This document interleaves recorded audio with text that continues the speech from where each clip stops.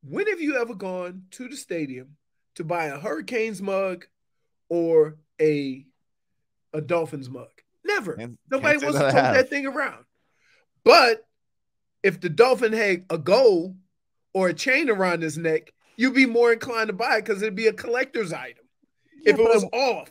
Not if the Dolphin was over the state of Georgia. Yeah, you'd be amazed. You'd be amazed. People like buying imperfections. Save them for later. But how many people bought the mug? I don't know. They realized it. I'm pretty sure they were pulled, Leroy. I don't think they kept selling the mug. I don't think people had the they pulled them? Had the gumption that you did. You think they pulled them?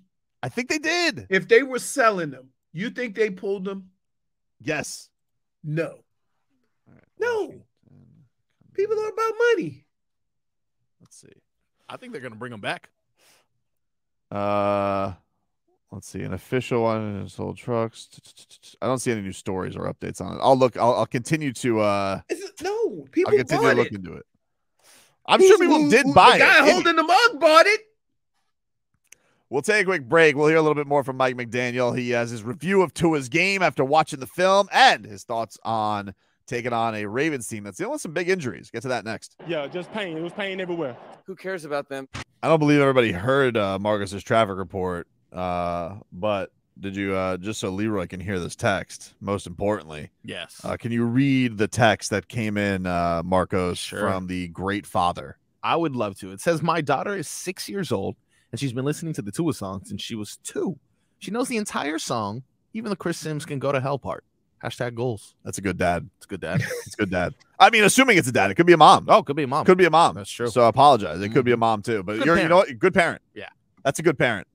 Absolutely. Every parent here in South Florida needs to teach their kid that Chris Sims can go to hell. Mm-hmm. That's important. Yep. Now, speaking of Tua, let's say a little bit from the coaching, huh? So Mike McDaniel, he did a thing, Leroy, that coaches do, which is called watching the film. Okay.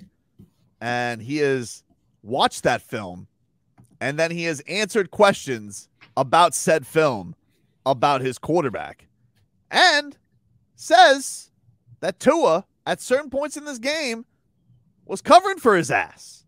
Here's Mike McDaniel. I was happy with Tua because he did a lot of things well, and then he got the taste of there were some things that he wasn't that fired up about, but this is a team thing, and there's a lot of things that me personally that I told him, to do your position right in the National Football League, you can't be afraid to find things that you can do better at. And there was several times that I think Tua was covering for me because I was getting the play in later than I would like. Those things I have no patience for myself, and so I let the team know, I think, after the game, and then as well as today, and you move forward with that. Leroy. It happens, especially early in the season. It happens all the time. You don't know how hamstrung it makes you when the quarterback gets in the huddle and calls say it's 3rd and 5, right? So you got to be able to identify if they're blitzing or anything like that, or if you got to make some adjustments to a route or whatever, and you get to the line of scrimmage within 10 seconds. You don't have time to do that. You're at the mercy of what that defense is doing, and you hope your play works. You can't make any adjustments because you don't have time. So a lot of times you will see a team get caught in a bad position, not because it's a bad play, but because there wasn't enough time to get into the right play. And the solution to that is calling the timeout, which, guess what? You call a timeout, they go recoup, everything changes anyway. Right. So, which, by the way, sneakily, my favorite part of the game, one of them, underrated, timeout, Pats jump off sides next play. Oh yeah, that was just I love that. That was goosey. Right. Because you know that unlike them. You know Bill Belichick was he couldn't sleep at night because of that. Dude, was that 4th and 1 or 3rd and 1 or something? I think it was 4th and 1. Yeah, so we dude, you ready for this? Bill, if you notice, Bill on the sidelines, he has a pen and a little pad, right? when you go into the locker room at halftime, he pulls out that little paper, and it's like Monday film study. Because he broke it down during the course of the game. Wow. And tell you what needs to get better. So, yeah, it's crazy. But, yeah, so like, whenever you see a team go to the line of scrimmage, unless it's a call play or, sometimes on 4th down, 4th and 1, you want to run to the line of scrimmage and get set and go on a quick snap because you don't want them to be able to make adjustments either. But if you do that, when you work all week on when we see this look, we're going to make adjustments, and the coach doesn't give you enough time to make that adjustment, then that sometimes causes a lot of series to end just from that standpoint right there. So when he says Tua saved my butt, I think a lot of times Tua got to the line of scrimmage and was able to make the adjustments in time, even though he was very limited on time. Well, that's encouraging. Yeah. So that means he knows the offense. Yeah. He's fully aware of, what's going on. You need to have your quarterback and your offensive coordinator on the same page, because the offensive coordinator can send you in with a play and knows that you've already discussed what are the adjustments to that play with certain defenses. And so the coach knows when he sends you in with a play, he said, I'm going to send him in with this play because I know that if I send him in with this play, the adjustment is they'll check to this. And as long as you're on the same page with that, you have a lot of chance of being more successful, because not only being on the same page, you can make that adjustment, but if you're on the same page, any adjustments that need to be made from series to series, the conversation becomes a lot easier because you're on that same page. Also, one of the things that I like about him. Oh, boy. See, well, I'm not going to be jokey here. No, I have a serious football take. You know what? Forget it. Here's more of Mike McDaniel on Tua. I have football takes.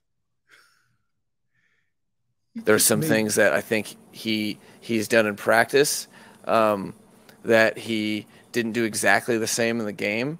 But over the course of you touch the ball every play. That's to be expected. What I really liked was that he made plays in each quarter, because to me that's good quarterback play. Because the hardest thing is between your ears to deal with this position in the National Football League. You have all this stuff going on. You have high expectations for yourself and for the offense. And when it's not, anytime you have a 3-and-out or it's kind of herky-jerky, you can get frustrated. And he found ways to make plays, even after plays that he was frustrated at, which a lot had to do with me. So together we'll keep moving forward, and I'm excited to do so. Can I just say? Yeah, that was beautiful. He takes some of the simplest things to say, right? Like, he could have started that conversation with how it ended, and that answer would have been 3 seconds, right? Like, he could have really said, hey, I'm really excited about where we're headed with this, because me and Tua seem to be on the same page right now. So moving forward with that communication and that level, where we are, as far as a team or player coach, it feels like we're going to be able to make adjustments, a lot easier than it would have been in the past. But no. What? No. What did he do that was wrong? He throws in extras. No, you're wrong, dude. He puts bacon, jalapenos, and extra cheese on his cheeseburger. Yeah. When all you asked for was regular plain hamburger. Different ways to skin a cat, dude. Kinda. There is. But listen, let me ask you a question, since we talk about cats. What? If you were to skin a cat, would he rather it be skinned in 2 seconds or 3 hours? Because Mike McDaniel skins a cat in 3 hours. And it's the most painful, excruciating thing that a cat could experience. Kind of answers questions like he's a cat, scattered all over the place. Right. That's what I'm saying.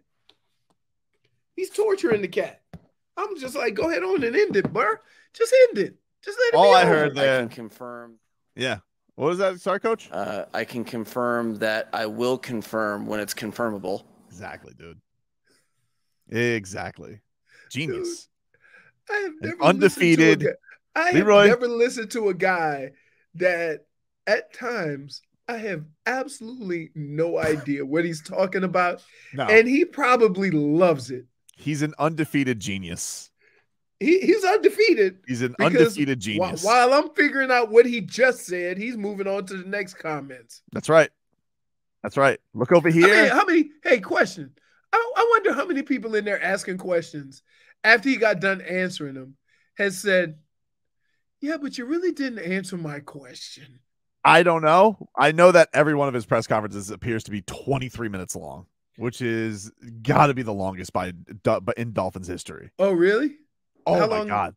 How long do they normally last? Flow is like 12 minutes, 10 minutes, you know? This guy, I'm looking, I look at that length of press conference every day when I'm cutting sound. I'm like, Jesus. But I would say this. Oof. I would say this based on the way Tua has played and based on the positive environment that he's able to go out and perform in, 23 minutes might be the best. The only thing that makes me nervous about it, though, when he's taking the blame for any Tua struggles. He also did that for Noah Igbenogany. But he's not taking any of the blame. He's basically explaining to you what I explained to you, is that how different things during the course of a game can go wrong. We all gonna look at the quarterback, but he's saying sometimes those plays get in too late. I understand, but I'm saying, like, he's the ultimate players coach so far. Like, anytime there's been a time to really criticize a player, it's always been, that's on us. We didn't prepare him enough, or that's on us. If it continues again. I had one of my coaches say that. He just throws under the bus. But ultimately, Noah Benogany was inactive. But guess what? Again, he may have. I don't know why. Are they press conference? Are they patient with him because he's so young? They're patient with him because they have to. He's a first-round pick. I think probably next year he'll be gone. No, dude. First of all, that's a lie. There are so many first-round picks that have been cut or gotten rid of after their second year. So that's not accurate. First-round picks don't mean as much anymore because you don't have as much money invested in them. Doesn't mean anything anymore because we got Darth Cater. Yeah, that's right. Who's also like close to the same age as Noah. Yeah, he might be older. Is he older? Yeah, he's 23 if I'm not mistaken. Well, listen.